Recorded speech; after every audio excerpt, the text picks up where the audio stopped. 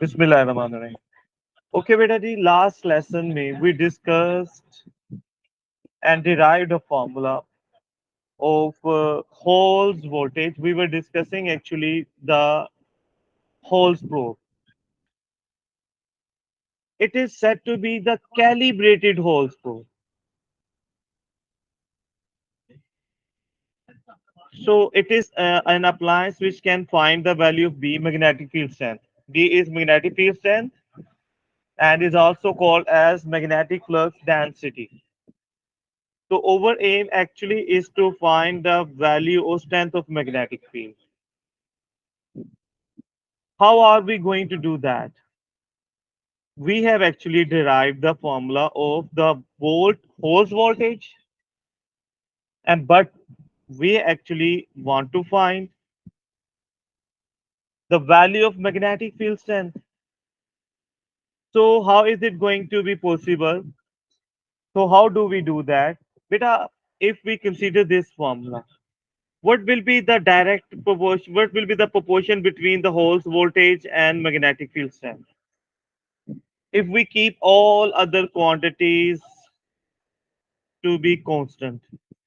So the value which is in the numerator is always directly proportional, right?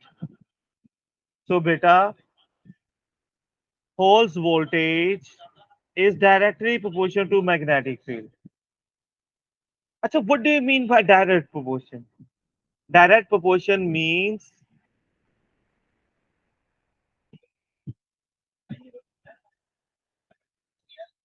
if we increase a value, the other value, one value, the other also increases. But in fact, in actual, it means if we double this one is doubled as well.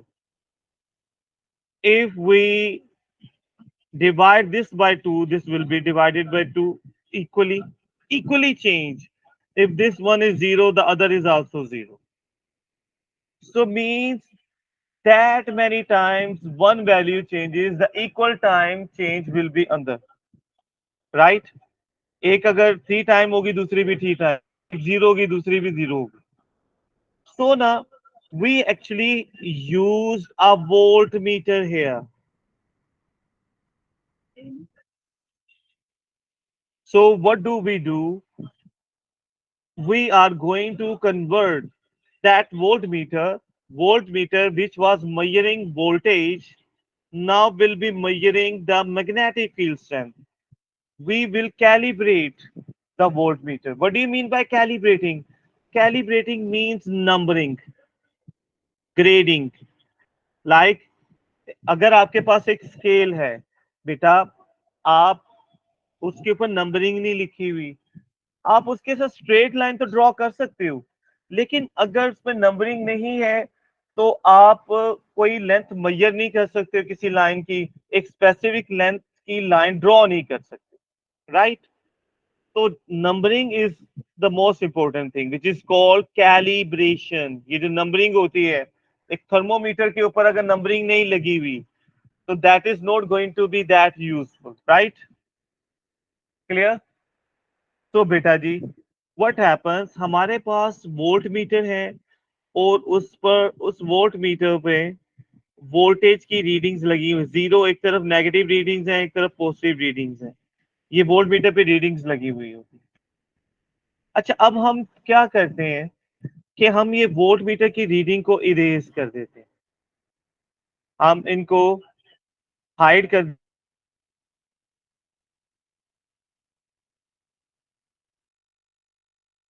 देते हैं, erase कर देते हैं, metre की कोई reading नहीं. Know कि voltage is directly proportional to magnetic field. So जब वोल्टेज जीरो होगा, मैग्नेटिक फील्ड जीरो होगी, यानी मैग्नेटिक फील्ड जीरो होगी, वोल्टेज भी जीरो होगा. तो ये पॉइंट दोनों में कॉमन है, राइट? ओके, फिर हम क्या करते हैं, we apply a known value of magnetic field strength.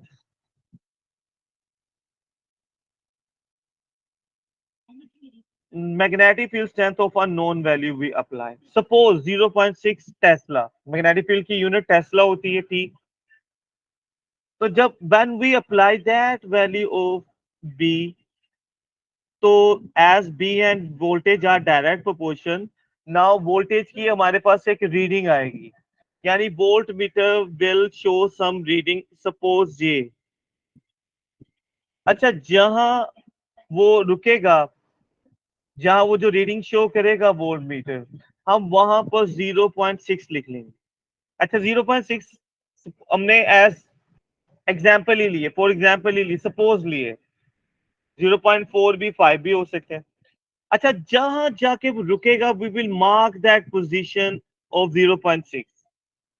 अच्छा, अब हम 0.6 और 0 के बीच में 6 इक्वल पार्ट्स कर देंगे बेटा।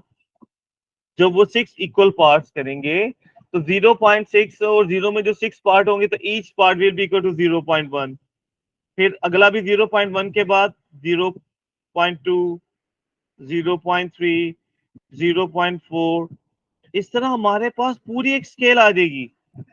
और हमने तो 6 का यूज किया ना एज फिक्स पॉइंट, एक फिक्स पॉइंट 0 था, दूसरा 0.6, तो वही इक्वल गैप हम आगे 0.7, 0.8, इस तरह readings will further keep going. Even हम 0 के बैक साइड पे भी जाएंगे तो नेगेटिव में रीडिंग्स मार्क कर सकते हैं, उसी तरह इक्वली स्पेस्ड।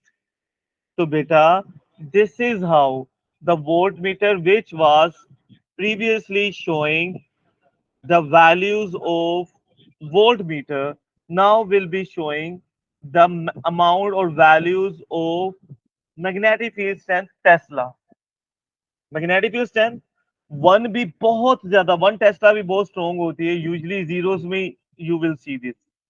ठीक है, तो इस तरह ना, the volt metre which was previously telling the values of volt meter, voltage, potential difference और EMF, now will be showing the values in Tesla, means will be showing the values of magnetic field strength। so अब वो volt meter नहीं है, वो magnetic field strength को major करने वाला instrument बन जाता है जो मैग्नेटिक फील्ड स्ट्रेंथ की वैल्यूज बता रहा है। so that is called calibrated Hall probe, यानी हमने वोल्ट मीटर की रीडिंग्स को, जहां वोल्ट मीटर की कैलिब्रेशन हुई थी, हमने मैग्नेटिक फील्ड स्ट्रेंथ की कैलिब्रेशन कर दी, नंबरिंग कर दी। This is called calibrated Hall probe, right. अच्छा, यहाँ एक दो पॉइंट हमने जहन में रखने हैं।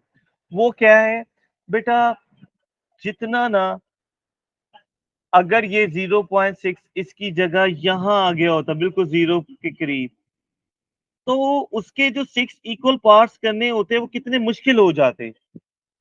जितना वो 0.6 दूर होगा उतना वैल्यूज हमारे लिए, उसको डिवाइड करना पार्ट्स, बड़े वैल्यू के पार्ट्स या पीसेस करना उतना आसान हो जाता है, डिवाइड करना पार्ट्स में उसको।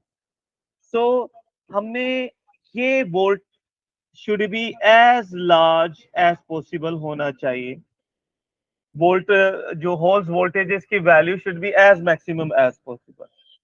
अच्छा, अब अगर हम देखें तो नीचे वाली वैल्यूज के साथ हमेशा इनवर्स प्रोपोर्शन होता है। तो फॉर्मूला में एन टी क्यू चार्ज है, charge, it is the charge on one free charge which was moving in the conductor. कि जब हम कह रहे हैं करंट फ्लो कर रहा है, तो वो जो करंट है वो एक चार्ज थोड़ी होता है, वो छोटे छोटे बहुत से चार्जेस होते हैं।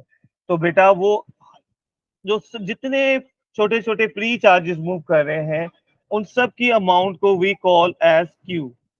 तो बेटा, अब ना, अगर वो चार्ज जो सा है वो क्यू इलेक्ट्रॉन हो, तो हम इलेक्ट्रॉन की जगह क्यू के लिए फॉर्मूले में ई की वैल्यू भी यूज कर सकते हैं, राइट बेटा जी।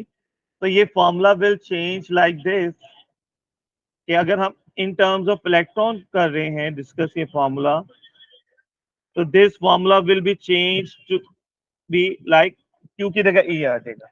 ई इज एलिमेंट्री चार्ज और चार्ज ऑन वन इलेक्ट्रॉन। अच्छा बेटा जी, now coming back to the point के we need VH Hall's voltage as large as possible। जितना ये ज्यादा बड़ा होगा ना वैल्यू, उसको हमें डिवाइड करना पार्ट्स में बेटा, उतना इजी हो जाता है। तो उसके लिए ये जो नीचे वाली क्वांटिटीज हैं वेरिएबल एन और टी, इनके साथ उसका इनवर्स प्रोपोर्शन है, राइट। तो बेटा जी,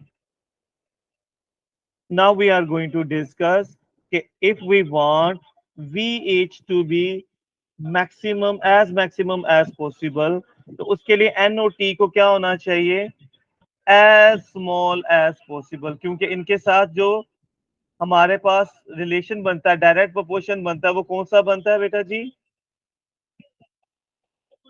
डायरेक्ट प्रोपोर्शन, इनवर्स प्रोपोर्शन का, सॉरी। सो VH और N और T के दरमियान जो प्रोपोर्शन है that is negative, they are inverse proportion to each other. Clear बेटा?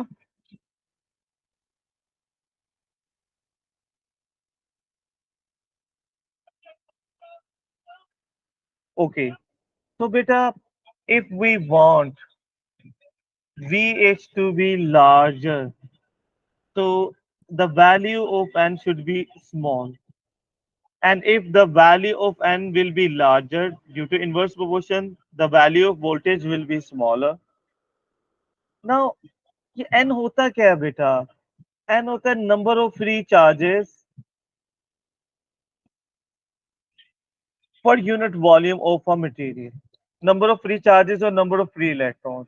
तो जिन materials में N की वैल्यू ज्यादा होती है, they represent good conductors, right.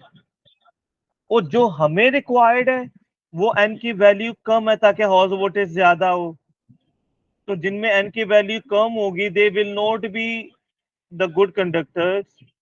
तो हमें गुड कंडक्टर्स नहीं रिक्वायर्ड, तो हमें क्या रिक्वायर्ड है, हम क्या यूज करेंगे, हम सेमी कंडक्टर्स यूज करेंगे। सेमी कंडक्टर्स किन्हें कहते हैं, जिन्हें हम केमिस्ट्री में मेटलॉइड्स कहते हैं। ये अच्छे कंडक्टर नहीं होते लाइक मेटल्स, तो इनकी एन की वैल्यू कम, इनमें होल्स वोल्टेज ज्यादा होता है। This is what we require, right. On the other hand, Hall voltage का थिकनेस के साथ टी इज द थिकनेस भी इनवर्स रिलेशन है, यानी हमें होल्स वोल्टेज ज्यादा चाहिए तो थिकनेस शुड बी लेस। तो हम थिकनेस कैसे लेस करेंगे, हम उसका बहुत थिन स्लाइस लेंगे। और किसका लेंगे, जिसमें एन की वैल्यू भी कम हो, यानी सेमी कंडक्टर। तो बेटा for a good calibrated Hall probe, ये जो हमारे पास कंडक्टर है ये सेमी कंडक्टर होना चाहिए, एन की वैल्यू स्मॉल होगी, और इसकी थिकनेस ये जो टी है ये this should be as small as possible. फॉर्मूले में टी के साथ इनवर्स प्रोपोर्शन है ना यहाँ, राइट। तो बेटा फॉर दैट पर्पस कि हमें Hall's voltage should be as maximum as possible, तो we use a very thin slice of semiconductor thin q to have the minimum value of thickness t, and semiconductor q to have a very small, इसकी semiconductor have a smaller value of n, right beta ji? So this is how the calibrated hall probe is structured, right? अच्छा, एक चीज और इसको ज़हन में रखनी है कि जब हम ये कैलिब्रेटेड हॉर्स प्रोब यूज कर रहे थे तो यहाँ magnetic field was applied perpendicular, enter हो रही है ना into the surface, is acting perpendicular to the conductor. तो आम लाइफ में जब हमने मैग्नेटिक फील्ड मैयर करनी है बी की वैल्यू, तो जब किसी मैग्नेटिक फील्ड में रखेंगे ना, हमें मैग्नेटिक फील्ड नजर तो नहीं आती, विजिबल तो नहीं है। एक चार्ज चार्ज पे जो फोर्स लगाता है, हमें वो चार्ज की मूवमेंट से पता चल रहा है, हमें वो फोर्स नजर नहीं आती। इसी तरह मैग्नेट मैग्नेट पे जो फोर्स लगाता है वो नजर नहीं आती, हमें वो मैग्नेटिक मटेरियल की मूवमेंट से पता चलता है, राइट। सिमिलरली बेटा, जैसे हवा हमें नजर नहीं आती, लेकिन एयर का, विंड का इफेक्ट जिन चीजों पर होता है उनकी मूवमेंट से पता चलता है एयर किधर जा रही है, कितनी स्ट्रॉन्ग जा रही है। ऐसे मैग्नेटिक फील्ड आपको नजर नहीं आ रही होती ना। तो जब हम किसी मैग्नेटिक फील्ड में हॉर्स प्रोब को रखते हैं, तो हम हॉर्स प्रोब को डिफरेंट एंगल्स पे रोटेट करते हैं, टिल्ट करते हैं। ठीक है। अच्छा, ये जो थिन स्लाइस है ये बिल्कुल जैसे थर्मोमीटर की टिप नहीं होती, तो बेटा आपको बिल्कुल ये इसकी जो शेप होगी वो will be very very much closer to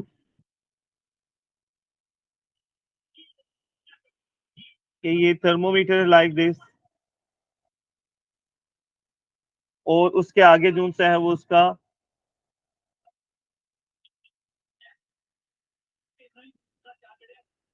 ये टिप बिल्कुल इस तरह से होती है। ठीक है। तो इसकी टिप को जब हम कहीं लगाते हैं किसी फील्ड में, तो हम रोटेट करते हैं फॉल स्ट्रोक को। और ये जो इसमें ये जो आपको स्टेम सा दिखाया गया है, ये जस्ट सपोर्ट है जहां से हम पकड़ सकें, और पीछे से दो लीड्स होती हैं which are connected with the volt meter. Right बेटा। और वोल्ट मीटर हमने कैलिब्रेटेड क्या किया होता है according to values of B. ये आपको दिखाने के लिए वी लिखा है, लेकिन उसमें जो रीडिंग्स होंगी वो बी की होंगी। तो बेटा हम इसको जब भी किसी मैग्नेटिक फील्ड में रखते हैं तो हम इसको रोटेट करते हैं until we get the maximum. Rotate करेंगे v की वैल्यू चेंज होंगी, तो rotate for maximum value of V H. Right बेटा जी। और ये क्यों कर रहे हैं? क्योंकि जब मैक्सिमम वैल्यू वी एच होगी, एक्चुअली उस वक्त over slice will be facing the perpendicular magnetic field. At that position, angle is 90 degree. Right, beta? So this is how we use calibrated Hall's probe. Clear? बेटा जी इस chapter का जो आखिरी part है, आखिरी दो पार्ट रह गए हैं। एक है वेलोसिटी सिलेक्शन। वेलोसिटी सिलेक्शन नाम से जाहिर है कि हमें अगर सिलेक्ट करना है खास वेलोसिटी ऑफ ऑब्जेक्ट, लाइक अगर हम ओ लेवल में पढ़ते हैं तो फिजन रिएक्शन होता है। तो फिजन रिएक्शन यूजुअली तब होता है जब स्लो न्यूट्रॉन स्ट्राइक करते हैं न्यूक्लियस। तो इट मींस कि यहाँ स्पीड मैटर कर रही है। कुछ रिएक्शंस में हमें चार्ज पार्टिकल्स की एक स्पेसिफिक स्पीड रिक्वायर्ड होती है। उससे ज्यादा या उससे कम स्पीड, स्लो स्पीड पे वो हमारा पर्पस हमें नहीं मिलता, हमारा जो एक्सपेरिमेंट है वो सही नहीं होता। तो हमें उनकी एक स्पेसिफिक स्पीड रिक्वायर्ड होती है, velocity. So that is called velocity selection. That again uses halls effect, जो अभी हमने डिस्कस किया। हॉल्स इफेक्ट क्या होता है? जब इलेक्ट्रिक फोर्स और मैग्नेटिक फोर्स एक दूसरे को कैंसल आउट कर देते हैं। अच्छा, यहाँ पर डायग्राम ऑलरेडी बनी हुई है, हम थोड़ा सा दोबारा ड्रॉ कर लेते हैं। बेटा कंसीडर करें कि ये एक रीजन ऑफ मैग्नेटिक फील्ड है। क्रॉस का मतलब मैग्नेटिक फील्ड की डायरेक्शन क्या होती है बेटा? Into the plane. राइट। तो यानी जब हम अब इस पे फ्लेमिंग्स लेफ्ट हैंड रूल लगाएंगे, तो हमारे index first finger that should be towards the screen. अगर पेज पे होता तो टुवर्ड्स द पेज। तो यहाँ पर साइड से पॉजिटिव चार्ज एंटर होता है, तो ये एंटर होगा। पॉजिटिव चार्ज के लिए हम फ्लेमिंग लेफ्ट हैंड रूल लगाते हैं, और पॉजिटिव की जगह नेगेटिव होता तो फ्लेमिंग्स राइट हैंड रूल। अब अगर आप Fleming's left hand rule apply करें, करें जरा अपने फिंगर को, हाथ को जो सा होता है वो लाइक जैसे पिस्टल बना लेते हैं। ठीक है। तो इफ यू कुड सी, मैं कैमरा ऑन करके दिखा रहा हूँ, लाइक दिस हम पिस्टल बनाते हैं। तो first finger should be towards the screen, और जो चार्ज है वो राइट साइड पे जा रहा है। ये करंट को या चार्ज की मूवमेंट को शो करती है, force thumb shows the force. तो अगर आप अप्लाई करो, एक्चुअली मैंने जैसे अभी हाथ बनाया हुआ था ना स्क्रीन की तरफ, तो वो अकॉर्ड एग्जैक्टली लॉ इसी तरह ही अप्लाई हो रहा है। तो यू विल सी, अगर आपकी फर्स्ट लेफ्ट हैंड होना चाहिए, first finger should be towards the screen and the second finger which is showing current should be towards the right. तो देखिए आपका थंब ऊपर होगा, that shows the direction of force. तो the force will act upward which will make the charge change its direction ऊपर की तरफ, right. Field के बाद वो सीधा ही जाता रहेगा, क्योंकि जब तक वो मैग्नेटिक फील्ड में तब तक फोर्स लगेगी। Magnetic field is applying force on the charge. अच्छा, अब ना ये ऊपर जा रहा है, और इसको कौन ऊपर लेके जा रहा है? मैग्नेटिक को। हम चाहते हैं कि ये सीधा जाए और एक स्पेसिफिक स्पीड से जाए, तो हम इसकी अपवर्ड फोर्स को कैंसल आउट करने के लिए क्या करते हैं बेटा? हम यहां पर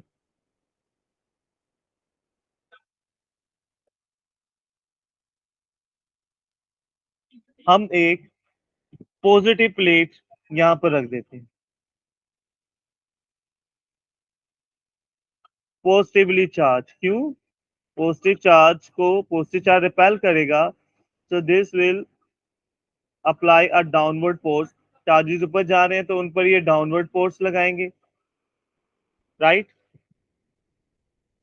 तो ये चार्ज जो ऊपर जा रहा है उन पर डाउनवर्ड फोर्स लगेगी। तो जो ऊपर ले जाने वाली फोर्स है वो है मैग्नेटिक फोर्स, और जो नीचे वाली फोर्स है वो इलेक्ट्रिक फोर्स। अच्छा, same purpose we can get कि हम ना पॉजिटिव प्लेट की बजाय नीचे एक नेगेटिव प्लेट भी लगा सकते हैं, तब भी वो नीचे अट्रैक्ट ही करेंगे ना, तो रिजल्ट तो वही। और ज्यादा बेटर होगा कि अगर हम पॉजिटिव और नेगेटिव प्लेट्स दोनों लगा दें, इस तरह एक स्ट्रोंगर इलेक्ट्रिक फील्ड आ जाए। तो यहाँ ना हमारे पास दो फील्ड्स हैं, एक मैग्नेटिक फील्ड है और एक इलेक्ट्रिक फील्ड है। अच्छा, amazingly magnetic field is into the screen, और इलेक्ट्रिक फील्ड की डायरेक्शन होती है ई की, फ्रॉम पॉजिटिव टू नेगेटिव। तो अगर आप गौर से देखें तो मैग्नेटिक फील्ड और इलेक्ट्रिक फील्ड एक दूसरे के परपेंडिकुलर है यहाँ, ठीक है। होल्स वोल्टेज में भी होल्स प्रोब में भी यही हो रहा था। अच्छा, ये फील्ड एक दूसरे के परपेंडिकुलर, डायरेक्शन ऑपोजिट है कि जो magnetic force F B for magnetic force acting on the charge, और electric force which is acting on the charge by the plates, they are opposites. अच्छा, फील्ड परपेंडिकुलर है लेकिन उनकी फोर्सेस ऑपोजिट है, right बेटा जी। अब ना मैग्नेटिक फोर्स का फॉर्मूला होता है B Q V sine theta. Actual formula होता है B Q V sine theta, लेकिन क्योंकि हमने मैग्नेटिक फील्ड चार्ज की डायरेक्शन के परपेंडिकुलर अप्लाई की थी, तो angle will be, theta will be 90। तो वो साइन 90 डिग्री, साइन थीटा की जगह 90 रखेंगे, साइन 90 1 होता है। तो हमारे पास बच जाएगा सिर्फ P Q V, like that, ठीक है। Magnetic force B Q V बच जाएगा, और इलेक्ट्रिक फोर्स का फॉर्मूला क्या होगा? As E is equal to F over Q. तो क्यू डिवाइड हो रहा है, मल्टीप्लाई, तो ये इलेक्ट्रिक फोर्स का फॉर्मूला आ गया, और ये मैग्नेटिक फोर्स का। अच्छा, अब व्हाट हैपेंस, इनमें से एक फोर्स, मैग्नेटिक फोर्स, वो स्पीड पे डिपेंड कर रही है ना, इसमें फॉर्मूले में स्पीड आ रहा है ना v, तो ये स्पीड पर डिपेंड कर रही है, दूसरे में स्पीड नहीं है, उस स्पीड पे उसका कोई इफेक्ट नहीं। तो क्या होगा कि अगर स्पीड ज्यादा तेज है, पार्टिकल फास्ट है, तो ये वाली फोर्स विल इंक्रीज। अगर स्पीड ज्यादा तेज है तो स्पीड पर डिपेंड कर रही है मैग्नेटिक फोर्स, तो ये ज्यादा स्ट्रोंग हो जाएगी इलेक्ट्रिक फोर्स से। और मैग्नेटिक फोर्स अपवर्ड है ना, तो व्हाट विल हैपन कि जब स्पीड ज्यादा तेज होगी तो बेटा ये magnetic force will get stronger, और जो अपवर्ड है तो वो चार्ज ऊपर की तरफ चला जाएगा। ऑन द अदर हैंड, जब इसी तरह ही अगर स्पीड स्लो तो magnetic force will decrease and will become smaller than electric force. तो इलेक्ट्रिक फोर्स डाउनवर्ड है, so charge as a result downward नीचे को आ जाएगा। लेकिन एक खास स्पीड जो ना ज्यादा तेज ना स्लो, इनके बीच में कहीं होगी, उसमें दोनों फोर्सेस विल बिकम इक्वल, और मैग्नेटिक फोर्स ऊपर लेके जा रही है और इलेक्ट्रिक फोर्स नीचे डाउनवर्ड पुश कर रही है। तो जब दोनों इक्वल हो जाएंगे तो चार्ज ना ऊपर जाएगा ना नीचे जाएगा, बल्कि वो सीधा ही चला जाएगा। तो ये सीधे सिर्फ वो जाएंगे जिनकी एक स्पीड स्पेसिफिक होगी, ना कम ना ज्यादा। और वो तब होगा जब ये दोनों फोर्सेस उस स्पीड पर इक्वल हो जाएंगे, और इनका इक्वल होना इज कॉल्ड हॉल्स इफेक्ट। जब मैग्नेटिक फोर्स और इलेक्ट्रिक फोर्स दे cancel out each other. Right बेटा जी? तो अब इनके फॉर्मूलाज को सब्स्टिट्यूट करते हैं हम। Magnetic force and electric force का फॉर्मूला रख देते हैं, इनकी वैल्यूज, तो क्यू कैंसिल हो जाते हैं। इसका मतलब ये है कि चार्ज जो भी उन्हें उन्होंने कैंसिल हो जाने, तो चार्ज कम या ज्यादा हो चार्ज पार्टिकल का, होना चार्ज पार्टिकल चाहिए, क्योंकि दोनों फोर्सेस में क्यू है। अगर चार्ज जीरो होगा तो ये फोर्स लगेगी ही नहीं, पहली बात। और चार्ज जो भी होगा वो दोनों तरफ से कैंसिल हो जाना है, इसलिए एट द एंड चार्ज का इफेक्ट नहीं हो रहा कि वो कम है या ज्यादा है। तो जो भी हमारा रिजल्ट आएगा that will be independent of charge. अच्छा, अब यहां से अगर हम v को सब्जेक्ट, क्योंकि हमारा velocity selection is over main topic, हम वेलोसिटी स्पीड को सब्जेक्ट बना लेते हैं बेटा। तो v multiply divide, it means this will give us the value of speed if we divide the strength of electric field to the strength of magnetic field, इनकी ratio की। It means जो उन दोनों की वैल्यूज की ratio का answer होगा वो हमारे पार्टिकल की स्पीड होगी, चार्ज पार्टिकल की, और ये उस चार्ज पार्टिकल की स्पीड है जो बिल्कुल स्ट्रेट जा रहा है। राइट? तो इसका मतलब जो स्ट्रेट गुजरेगा वो फास्ट वाले पार्टिकल्स ऊपर चले जाएंगे, स्लो वाले पार्टिकल्स नीचे जाएंगे, स्ट्रेट वाले पार्टिकल वही जाएंगे जो एक स्पेसिफिक स्पीड के होंगे। क्लियर? अच्छा, यहाँ एक और भी हम इसका रिजल्ट निकाल सकते हैं कि जब हमें एक स्पेसिफिक स्पीड रिक्वायर्ड है, तो हम वो ई और बी की रेशियो है ना, तो ई इलेक्ट्रिक फील्ड स्ट्रेंथ है, बी मैग्नेटिक फील्ड स्ट्रेंथ, तो हम इन दोनों फील्ड स्ट्रेंथ की वैल्यू ऐसी सब्स्टिट्यूट ऐसी अप्लाई करेंगे जिनको डिवाइड करके हमारी रिक्वायर्ड स्पीड आ रही है। यानी जो रिक्वायर्ड स्पीड है हम वहां से इन दोनों की वैल्यूज ऐसी जानबूझकर रखेंगे, अप्लाई करेंगे कि जिनको डिवाइड करके वही आंसर है जो हमें रिक्वायर्ड है। इट मींस फिर वही स्पीड वाले पार्टिकल्स फास्ट वाले ऊपर चले जाएंगे, स्लो वाले नीचे, सिर्फ वही पार्टिकल स्टेट पास करेंगे which will be of over required speed. Right बेटा जी? Clear? This is velocity selection. ठीक हो गया बेटा? अच्छा जी, last part of the magnetic field now is left, that is charge to mass ratio. The last part is charge to mass ratio. Beta, what do you mean by charge to mass ratio? Q over m, Q charge over m, charge to mass ratio. जैसे बेटा हमारे पास एक heat capacity होती है, उसको अगर हम mass से divide, heat capacity capital C है, तो एम मैस से डिवाइड करते हैं वो स्पेसिफिक हीट कैपेसिटी आ जाती है। यानी हीट कैपेसिटी तो है, मैस से डिवाइड करने के बाद स्पेसिफिक का वर्ड ऐड हो जाता है। तो ये जो क्यू ओवर एम है ना, इसको हम स्पेसिफिक चार्ज भी कहते हैं। राइट बेटा जी? Clear? So Q over mass is charge to mass ratio, over divide को रेशियो कहते हैं और स्पेसिफिक चार्ज भी कहते हैं, बहुत इंपॉर्टेंट है। जी बेटा जी, अब चार्ज टू मैस रेशियो कैसे फाइंड कर सकते हैं? लेट्स से एक चार्ज पार्टिकल, मैं रिपीट कर रहा हूँ, ये पॉजिटिव है तो हम इस पर Fleming's left hand rule use कर रहे हैं। अगर ये पॉजिटिव की जगह नेगेटिव चार्ज होता तो we would have use the Fleming's right hand rule, right. अब बेटा जी, ये मैग्नेटिक फील्ड है, क्रॉस क्या रिप्रेजेंट कर रहा है? Magnetic field is into the screen, right. तो मैग्नेटिक फील्ड अप्लाई किया है, पॉजिटिव चार्ज आ रहा है, according to Fleming left hand rule ही ऊपर जाएगा। लेकिन बेटा अगर आप नोट करें ना, Fleming left hand rule apply करते वक्त हमारी जो फिंगर्स और थंब, ये तीनों आपस में ना, दो फिंगर्स और थंब, ये आपस में 90 डिग्री के एंगल्स बना रहे होते हैं, परपेंडिकुलर है। इसका मतलब है जो फोर्स एक्ट करेगी चार्ज पर, ऑब्जेक्ट पर, वो हमेशा उसकी डायरेक्शन के वेलोसिटी के परपेंडिकुलर लगेगी।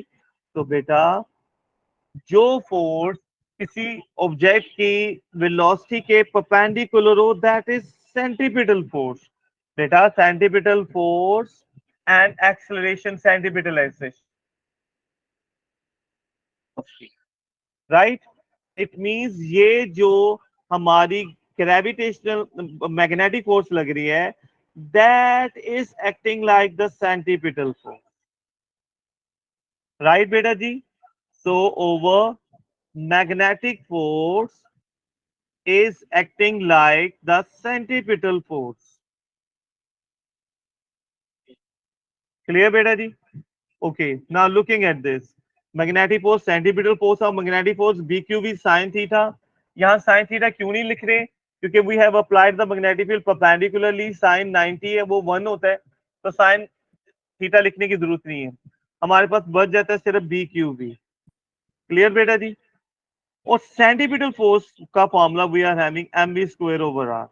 अच्छा, ये बी जो मल्टीप्लाई हो रहा है इधर आकर डिवाइड होगा तो सिर्फ एक बी बच जाएगा। हमारा असल मिशन है क्यू ओवर एम, तो एम को इधर ले आते हैं और जो मल्टीप्लाई हो रहा है डिवाइड हो जाएगा और बी इधर आकर डिवाइड। तो इस तरह बेटा रीअरेंज करके हमारे पास चार्ज टू मास रेशियो का फॉर्मूला आ जाता है B over B R. B velocity है, बी मैग्नेटिक फील्ड स्ट्रेंथ है, आर रेडियस है। लेकिन बेटा अभी तक हम एटम्स को नहीं देख पाए, उनकी शक्ल हमें नहीं पता कैसी है। तो ये जो चार्ज पार्टिकल तो ये तो इवन उसका एक एटम का भी छोटा सा हिस्सा होते हैं, इनको हम देख ही नहीं पाए हैं, उनकी स्पीड कैसे फाइंड करेंगे? तो स्पीड डायरेक्टली नहीं, इनडायरेक्टली फाइंड कर सकते हैं। तो ये स्पीड की वैल्यू को कैसे हम करेंगे फाइंड?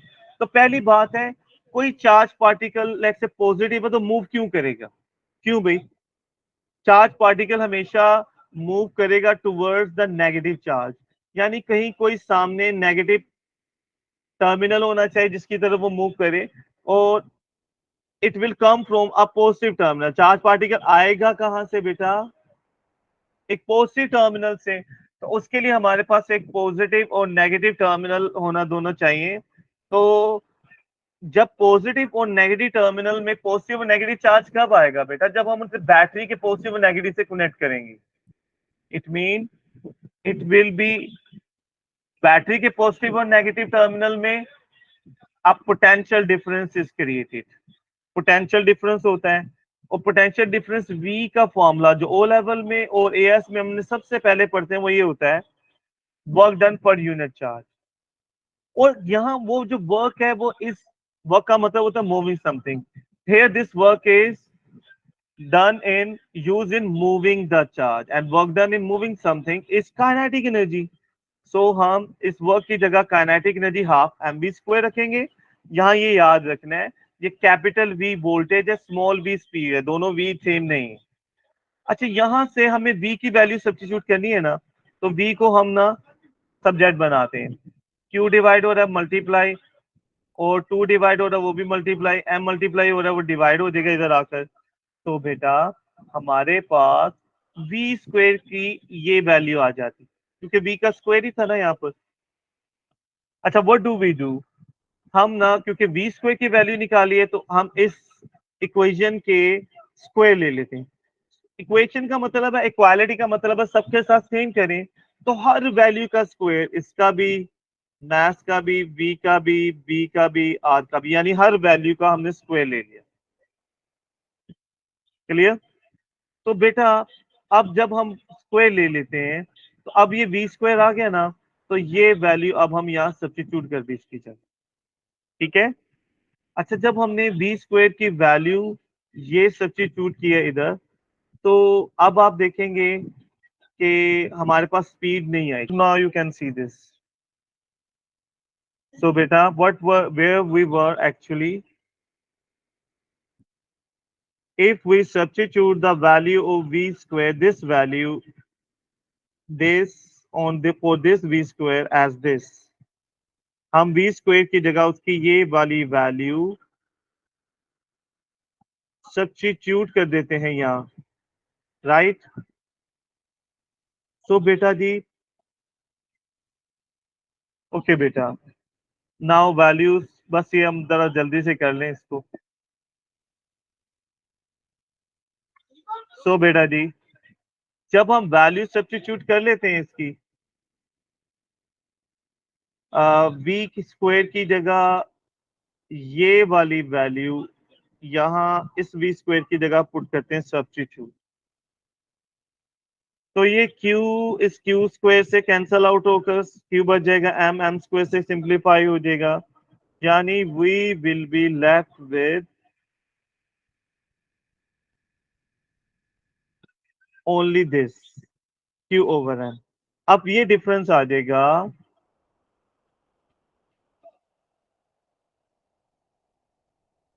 कि हमारे पास अब वेलोसिटी स्पीड नहीं है, वोल्टेज है।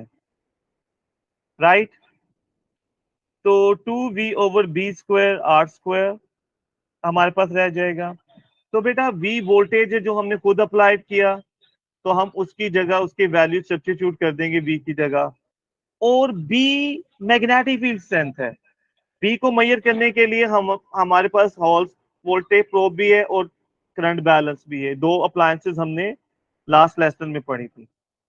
और ऑल जो और की वैल्यू रेडियस, उसके लिए हमारे पास एक ऑपरेटर है which is called Helmholtz coils. वो ये आपको डायग्राम ये राइट साइड पे इज शोन कि अगर हम एक लो प्रेशर पर एक मैग्नेटिक फील्ड में इलेक्ट्रॉन्स को मूव करें तो वो एक ब्राइट रिंग बनाते हैं। और इस ऑपरेटर्स में इसको ऐसे एडजस्ट किया जाता है कि हम एक रूलर की हेल्प से इसका डायमीटर पाथ का ये जो रिंग नजर आ रहा है ब्राइट सा ब्लू सा, उसका डायमीटर भी हम फाइंड कर सकते हैं जिससे रेडियस आ जाएगा। और ये जो इसमें दो स्टील की क्वाइल्स नजर आ रही है आपको, ये रिंग से बड़े नजर आ रहे हैं भी, ये क्वाइल्स होती हैं which provide magnetic field. Right. तो बेटा द हैम होल coil is use to find the value of R. तो वोल्टेज हमें पोटेंशियल डिफरेंस हमें वोल्ट मीटर से पता चलेगा, बी होल प्रोब या करंट बैलेंस से, और आर की वैल्यू हैम होल कॉइल से, हैम होल्स कॉइल से। तो we can find the value of charge to mass ratio using this expression. This is how बेटा we can do this, find this value. Right बेटा जी, क्लियर।